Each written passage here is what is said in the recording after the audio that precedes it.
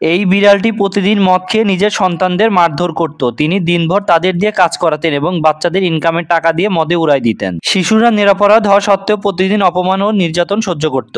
একদিন দুই সন্তান অসুস্থ হয়ে পড়ে, তবুও টমি তাদের দিয়ে কাজ করতে পাঠায়। সারাদিন কাজ করে তারা ক্লান্ত হয়ে ঘুমিয়ে পড়ে। সকালে এক ভাই জেগে উঠে দেখে তার আরেক ভাই মারা গেছে। তার ভাইকে সে জাগানোর চেষ্টা করছিল, কিন্তু তার ভাই তো আগেই পৃথিবী ছেড়ে চলে গিয়েছে। সে কাঁদতে কাঁদতে ভাইকে কবরস্থানে নিয়ে যায়, নিজের হাতে মাটি খুঁড়ে ভাইকে মাটি চাপা দেয় এবং ঘন্টার পর ঘন্টা সেখানেই বসে কাঁদতে থাকে। তারপরে ছেলেটি বাড়ি ফিরে এসে তার বাবাকে সবকিছু জানিয়ে দেয়। তবু টমি কোনো কিছু না শোনার ভান করে আগের মতোই মদ খেয়ে নেশায় ডুবে রইল।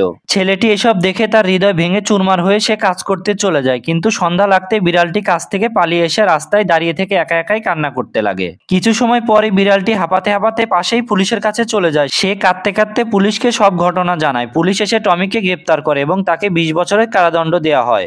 এরপর সেই বাচ্চা প্রতিদিন ভাইয়ের কবরে বসে কাঁদতে থাকে। তাও এই ভাইয়ের জন্য কেউ লাইক সাবস্ক্রাইব করলো না।